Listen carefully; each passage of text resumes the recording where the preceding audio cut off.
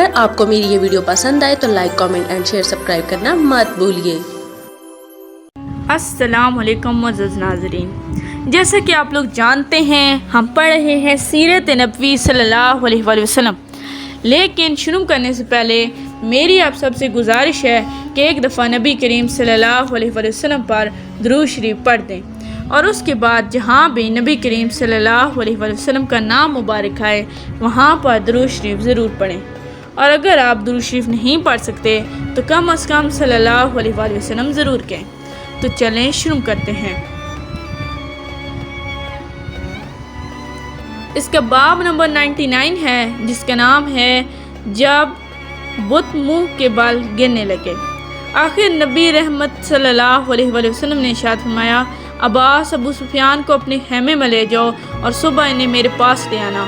صبح کو اذان ہوئی تو لوگ تیزی سے نماز کے لیے لپکنے لگے۔ ابو سفیان لشکر میں ہلچل دیکھ کر گھبرا گئے۔ انہوں نے حضرت عباس رضی اللہ تعالیٰ عنہ سے پوچھا، ابو الفضل یہ کیا ہو رہا ہے؟ حضرت عباس رضی اللہ تعالیٰ عنہ نے بتایا، لوگ نماز کے لیے جا رہے ہیں۔ حضرت ابو سفیان رضی اللہ تعالیٰ عنہ دراصل اس خیال سے گھبرا گئے تھے کہ کہیں ان کے بارے میں کوئی حکم نہ دیا گیا ہو۔ پھر انہوں نے دیکھا لوگ رسول اللہ صلی اللہ علیہ وآلہ وسلم کے وضو کا پانی جمع کر رہے ہیں۔ پھر انہوں نے دیکھا اللہ کے رسول رکوع کرتے ہیں تو سب لوگ بھی آپ کے ساتھ رکوع کرتے ہیں، اور آپ سجدہ کرتے ہیں تو لوگ بھی سجدہ کرتے ہیں۔ نماز کے بعد انہوں نے حضرت عباس رضی اللہ تعالیٰ عنہ سے کہا، اے عباس، محمد صلی اللہ علیہ وسلم جو بھی حکم دیتے ہیں لوگ فوراً اس کی تعمیل کرتے ہیں۔ جواب میں حضرت عباس رضی اللہ تعالیٰ عنہ بولے، ہاں، اگر حضرت صلی اللہ علیہ وسلم لوگوں کو کھانے پینے سے روک دیں تو یہ اس پر بھی عمل کریں گے۔ اس پر ابو سفیان بولے، میں نے زندگی میں ان جیسا بادشاہ نہیں دیکھا، نہ کسریٰ ایسا ہے، نہ کیسر، اور نہ بنی ازبر کا بادشاہ۔ یہ سن کر حضرت عباس رضی اللہ تعالیٰ عنہ نے فرمایا، یہ بادشاہت نہیں، نبوت ہے۔ پھر حضرت عباس رضی اللہ تعالیٰ عنہ نے لے کر حضرت صلی اللہ علیہ وآلہ وسلم کی خدمت میں آئے۔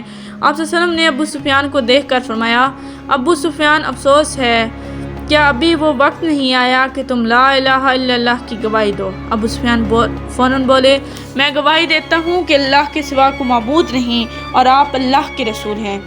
ان کے ساتھ بدیل بن ورقہ اور حکیم بن حزام بھی ایمان لے آئے۔ یہ لوگ واپس نہیں گئے تھے، کہیں رک کر حالات کا انتظار کرنے لگے تھے۔ اس کے بعد ابو سفیان رضی اللہ تعالیٰ عنہ نے عرض کیا، اے اللہ کے رسول، لوگوں میں ایمان اور جان بخشی کا اعلان کرا دیجئے۔ آپ صلی اللہ علیہ وسلم نے فرمایا، ہاں، جس نے ہاتھ روک لیا یعنی ہتھیار نہ اٹھایا اسے امان ہے، اور جس نے اپنے گھر کا دروازہ بند کر لیا اسے امان ہے۔ جو شخص تمہارے گھر میں آ جائے گا اسے بھی امان ہے۔ جو شخص حکیم بن حزام کے گھر میں داخل ہو جائے گا اسے بھی امان ہے۔ ساتھ ہی آپ نے ابو ردیحہ رضی اللہ تعالیٰ عنہ کو ایک پرچم دے کر فرمایا، جو شخص ابو دریحہ کے پرچم کے نیچے آ جائے گا اسے بھی امان ہے۔ پھر آپ نے ابو سفیان، حکیم بن حزام اور بدیل بن ورقہ کے بارے میں ہدایت فرمائی، ان تینوں کو وادی کے تنگ حصے کے پاس روک لو تاکہ جب اللہ کا لشکر وہاں سے گزرے تو وہ اس کو اچھی طرح دیکھ سکے۔ حضرت عباس رضی اللہ تعالیٰ عنہ نے ایسا ہی کیا۔ اس طرح تمام قبائل حضرت ابو سفیان رضی اللہ تعالیٰ عنہ کے سامنے سے گزرے۔ جو قبیلہ بھی ان کے سامنے سے گزرتا 3 مرتبہ نعرے تکبیر بلند کرتا۔ اس عظیم لشکر کو دیکھ کر ابو سفیان رضی اللہ تعالیٰ عنہ بول اٹھتے، اللہ کی قسم، ابو الفضل، آج تمہارے بھتیجے کی مملکت بہت زبردست ہو چکی ہے۔ جواب میں حضرت عباس رضی اللہ تعالیٰ عنہ نے فرمایا، یہ سلطنت اور حکومت نہیں بلکہ نبوت اور رسالت ہے۔ پھر جب نبی کریم صلی اللہ علیہ وسلم لوگوں کے قریب پہنچے تو ابو سفیان رضی اللہ تعالیٰ عنہ نے بلند آواز میں کہا، اے گروہ قریش، محمد صلی اللہ علیہ وآلہ وسلم اپنا عظیم الشان لشکر لے کر تمہارے سروں پر پہنچے ہیں، اور اس لیے اب جو میرے گھر میں داخل ہو جائے گا اسے ایمان ہوگی۔ یہ سن کر قریش کہنے لگے، کیا تمہارا گھر ہم سب کے لیے کافی ہو جائے گا؟ ابو سفیان رضی اللہ تعالیٰ عنہ نے جواب دیا، جو شخص اپنے گھر کا دروازہ بند کر لے گا اسے بھی امان ہے۔ جو مسجد حرام میں داخل ہو جائے گا اسے بھی امان ہے۔ جو حکیم بن حزام کے گھر میں پناہ لے گا اسے بھی امان ہے۔ جو ہتھیار ڈال دے گا اسے بھی امان ہے۔ یہ سنتے ہی لوگ دوڑ پڑے، اور جسے پناہ کی جو جگہ بھی مل سکی وہ وہاں جا گھسے۔ اس طرح مکہ معظمہ جنگ کے بغیر فتح ہوا۔ یہ تاریخ انسانیت کا منفرد واقعہ ہے کہ ایک مغلوب قوم بغیر کشت و خون کے اپنے جانی دشمن پر غالب آ گئی اور اس نے کوئی انتقام نہ لیا ہو۔ اس عام معافی کے اعلان کے باوجود 11 آدمی ایسے تھے جن کے بارے میں حضور اکرم صلی اللہ علیہ وسلم نے فرمایا تھا کہ انہیں قتل کر دیا جائے، یہاں تک کہ اگر ان میں سے کوئی خانہ کعبہ کا پردہ بھی پکڑ کر کھڑا ہو جائے اسے پھر بھی قتل کر دیا جائے۔ ان میں سے عبداللہ بن ابی سرح بھی تھے، یہ حضرت عثمان رضی اللہ تعالیٰ عنہ کے رضاعی بھائی تھے، یہ بعد میں مسلمان ہو گئے تھے اس لیے قتل نہیں کیے گئے۔ دوسرے اکرمہ بن ابو جہل تھے، یہ بھی بعد میں مسلمان ہو گئے تھے، غالباً 11 میں سے زیادہ تر مسلمان ہو گئے تھے اس لیے قتل ہونے سے بچ گئے تھے۔ اس روز کچھ مشرکوں نے مقابلہ کرنے کی بھی ٹھانی، ان میں صفوان بن امیہ، اکرمہ بن ابی جہل اور سہیل بن عمرو شامل تھے۔ یہ لوگ اپنے ساتھیوں کے ساتھ خنزمہ کے مقام پر پہنچ گئے۔ خنزمہ مکہ معظمہ کا ایک پہاڑ ہے۔ ان لوگوں کے مقابلے کے لیے نبی کریم صلی اللہ علیہ وسلم نے حضرت خالد بن ولید رضی اللہ تعالیٰ عنہ کو بھیجا۔ اس مقابلے میں 28 کے قریب مشرک مارے گئے، باقی بھاگ نکلے۔ آخر نبی کریم صلی اللہ علیہ وآلہ وسلم مکہ معظمہ میں داخل ہوئے۔ آپ صلی اللہ علیہ وآلہ وسلم اس وقت اپنی اونٹنی کسوی پر سوار تھے۔ آپ صلی اللہ علیہ وسلم کے پیچھے حضرت اسامہ بن زید رضی اللہ تعالیٰ عنہ بیٹھے تھے۔ آپ صلی اللہ علیہ وسلم نے یمنی چادر کا ایک پلہ سر پر لپیٹ رکھا تھا اور عاجزی اور انکساری سے سر کو کجاوے پر رکھا تھا۔ اس وقت آپ صلی اللہ علیہ وسلم فرما رہے تھے، اے اللہ، زندگی اور عیش صرف آخرت کا ہے۔ حضور اکرم صلی اللہ علیہ وسلم قدح کے مقام سے مکہ میں داخل ہوئے۔ یہ مقام مکہ کے بلائی سمت میں مکہ میں داخل ہونے سے پہلے آپ صلی اللہ علیہ وسلم نے غسل بھی فرمایا تھا۔ آپ صلی اللہ علیہ وسلم نے شیبی ابی طالب کے مقام پر قیام فرمایا۔ یہ وہی گھاٹی تھی جس میں قریش نے آپ صلی اللہ علیہ وسلم کو 3 سال تک رہنے پر مجبور کر دیا تھا، اور وہ 3 سال مسلمانوں کے لیے انتہائی دکھ اور درد کے سال تھے۔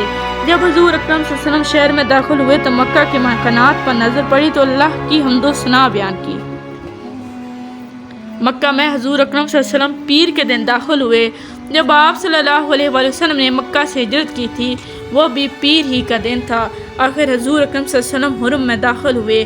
ابو بکر صدیق رضی اللہ تعالیٰ عنہ آپ صلی اللہ علیہ وسلم کے برابر چل رہے تھے اور آپ صلی اللہ علیہ وسلم ان سے باتیں کر رہے تھے۔ پھر آپ صلی اللہ علیہ وسلم بیت اللہ میں داخل ہوئے، اپنی اونٹنی پر بیٹھے بیٹھے ہی کعبہ کے ساتھ طواف کیے۔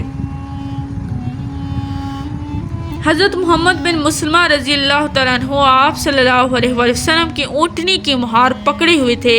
ان چکروں کے دوران آپ صلی اللہ علیہ وسلم نے ہاتھ مبارک سے حجر اسود کا استلام کیا، یعنی بوسہ دینے کا اشارہ کیا۔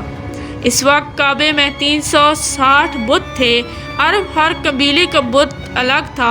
حضور اکرم صلی اللہ علیہ وسلم کے ہاتھ میں اس وقت ایک لکڑی تھی جس سے ہر بت کو ہلاتے چلے گئے، بت منہ کے بال گرتے چلے گئے۔ اس وقت آپ صلی اللہ علیہ وسلم سورہ بنی اسرائیل کی آیت نمبر 81 تلاوت فرما رہے تھے اور اس کا ترجمہ یہ ہے، حق آیا اور باطل گزر گیا، واقعی باطل چیز تو یوں نہیں آنی جانی ہے۔ طواف کے دوران حضور اکرم صلی اللہ علیہ وسلم حبل بت کے پاس پہنچے۔ قریش کو اس بت پر بہت فخر تھا، اس کی عبادت بہت فخر سے کیا کرتے تھے۔ یہ قریش کے سب سے بڑے بتوں میں سے ایک تھا۔ آپ صلی اللہ علیہ وسلم نے وہ لکڑی اس بت کی آنکھ پر ماری۔ آپ صلی اللہ علیہ وسلم کے حکم سے بت کو ٹکڑے ٹکڑے کر دیا گیا۔ اس وقت حضرت زبیر بن عوام رضی اللہ تعالیٰ عنہ نے حضرت ابو سفیان رضی اللہ تعالیٰ عنہ سے کہا، اے ابو سفیان، حبل توڑ دیا گیا ہے، تم اس پر فخر کیا کرتے تھے۔ یہ سن کر ابو سفیان رضی اللہ تعالیٰ عنہ بولے، اے ابن عوام، اب ان باتوں کا کیا فائدہ؟ پھر حضور صلی اللہ علیہ وسلم مقام ابراہیم پر پہنچے۔ اس وقت یہ مقام خانہ کعبہ سے ملا ہوا تھا۔ اس کے بعد حضور اکرم صلی اللہ علیہ وسلم نے حضرت علی رضی اللہ تعالیٰ عنہ سے فرمایا، میرے کندھوں پر کھڑے ہو کر کعبہ کی چھت پر چڑھ جاؤ اور چھت پر بنی خزاعہ کا جو بت ہے اس پر چوٹ مارو۔ حضرت علی رضی اللہ تعالیٰ عنہ نے حکم کی تعمیل کی اور چھت پر چڑھ کر بت کو ضرب لگائی، یعنی سلاخوں سے نصب کیا گیا تھا، آخر اکھڑ گیا۔ حضرت علی رضی اللہ تعالیٰ عنہ نے اس کو اٹھا کر نیچے پھینک دیا۔ اب حضور اکرم صلی اللہ علیہ وسلم نے فرمایا، بلال، عثمان بن ابی طلحہ سے کعبہ کی چابیاں لے آؤ۔ اب تک کے لیے اتنا ہی، ملتے ہیں اگلے باب میں، تب تک کے لیے اللہ حافظ۔ Please like, subscribe and share our channel and press the bell icon for more videos.